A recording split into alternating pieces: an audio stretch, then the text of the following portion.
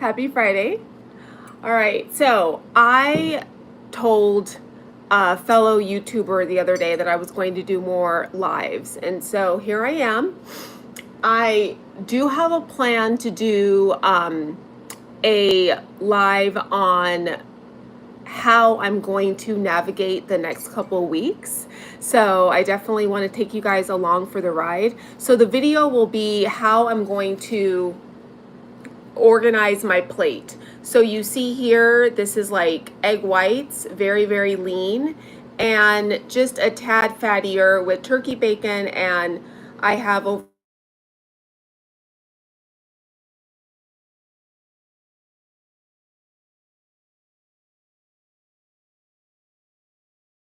Sorry about that. So bison and ground beef, so a little bit fattier. So half of my plate is lean, the other half is a little bit fattier.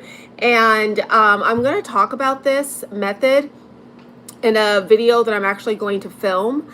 It is, I'm stealing this from Dr. McDougall. I'm sure you guys have heard of him, some of you. Hey there, Evelyn.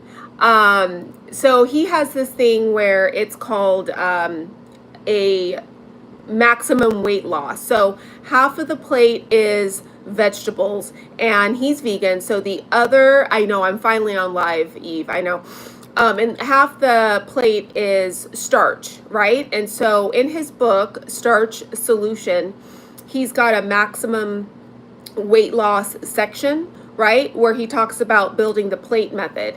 And there's a couple of girls that I follow, High Carb Hannah and Plantiful Kiki. They're vegan, I'm not, so but I just love how they kind of taken what Dr. McDougall has done, and they really have done tons of videos on that. You do that too? Okay, so this will be a very short live because I have a doctor's appointment. Yeah, half veggies and then quarter starch, quarter meat. So now I had in Evelyn's live the other day, someone asked me if I ate, what do you call it? Fatty meat. And because I'm in a cut, I don't really, not a lot, but I came up with this idea on building a plate for those people who are on carnivore or who are on keto. This is a great way to kind of, build your plate, especially for those who don't want to count calories. So it's half lean meat or whatever source, and the other half a little bit fattier. And so I'll share that a little bit more when I do the video. Poland, I don't know. This is coffee with just half and half, so no sweetener. And because of me wanting to kind of fix my gut, I noticed that I really do need to cut back on the sweeteners.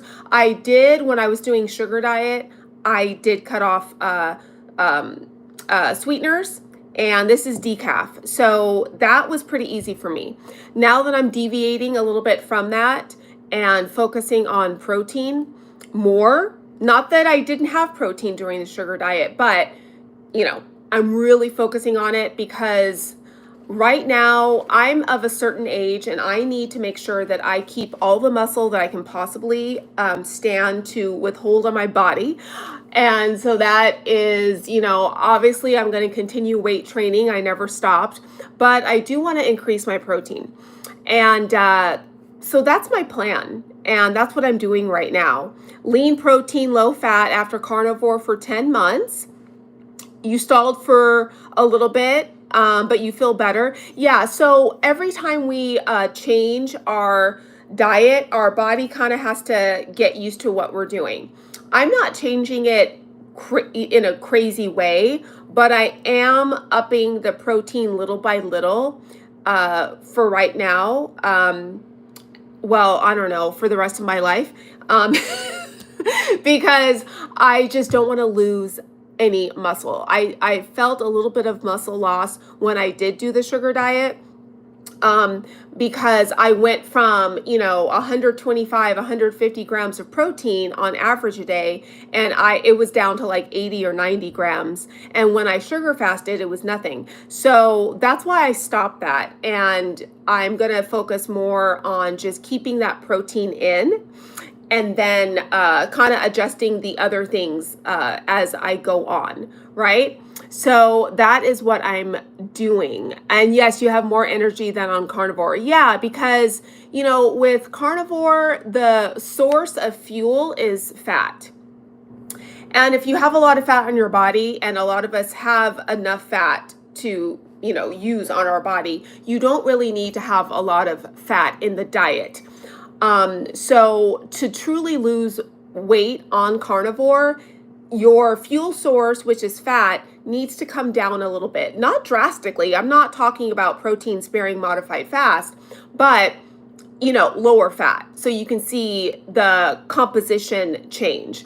So that is, hey there, that is what, I'm doing at this time, is really protein forward, dropping the fat. It was already low, but it's going to stay low until I reach my goal, right? And then once I reverse diet, then I will slowly add back in the fat little by little, right? Not drastically, because I don't want to reverse everything I've done, but slowly. And so I'm going to keep you guys updated, right? All I'm going to say right now is that I hope I'm giving you guys good fitness advice, is that I'm going to lean in on the protein a little bit more and increase that, right, along my journey to have it go back up to what I was getting before. Because I truly believe that to maximize our muscle, you need stimulus, so you need to weight train, water, protein, right? Your ideal body weight in protein or more, I feel. So for instance, I'm 5'5", so ideal weight for 5'5" is like 125. Not that I want to be that, but as far as how much protein you should get. So I want to at least get 125 grams of protein on average. And if I have more, awesome, right? So yes, I'm married. But yeah, that's my plan. And that's all I'm going to share right now, is I'm going to be protein forward and share some workout footage for you guys, and all those things. Okay. So, but what's coming up soon is I want to talk about how I do my plate as far as eating my protein, right? While I'm still in a deficit, especially for those people who don't want to count calories. I easily count calories. I don't mind tracking. It doesn't derail me.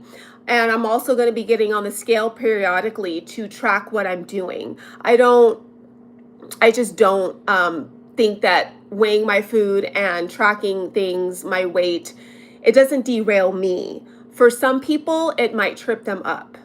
And I get that, but I'm cool with it. Okay. So dairy does affect my gut. Eve. And so I have decaf here with a little bit of half and half. But that's the only dairy I think I'm going to be having.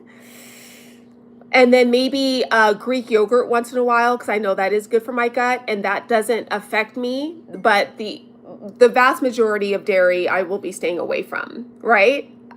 So that's what I'm doing. Try cracking your nut. Okay, I don't know what that means. But yeah, Eve, dairy does. I think it does. Sugar-free gum. I can't do that. Just the artificial sweeteners just is bad.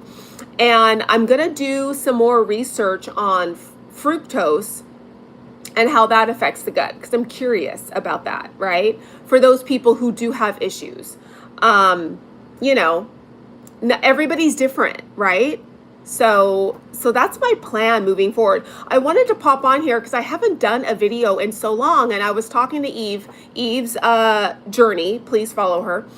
I was mentioning to her, I'm like, dude, I have not done a video in so long. So let me just get on live whenever I have the chance. And I have like a moment right now before I go to my doctor's to talk to you guys. I finished a 3-mile run today, and tomorrow I will do a weightlifting session. It'll be all glutes, hip thrusts, deadlifts, and so I'll definitely film some of that tomorrow, okay? Early in the morning. All right, yeah, artificial stuff, it's not good, you guys, you know, it is what it is. But I am gonna head out, yes. I'm gonna do another live soon, but right now I'm gonna head out, finish this meal, and go about the rest of my day. So this will be saved, and I will talk to you beautiful people later on. All right, bye-bye.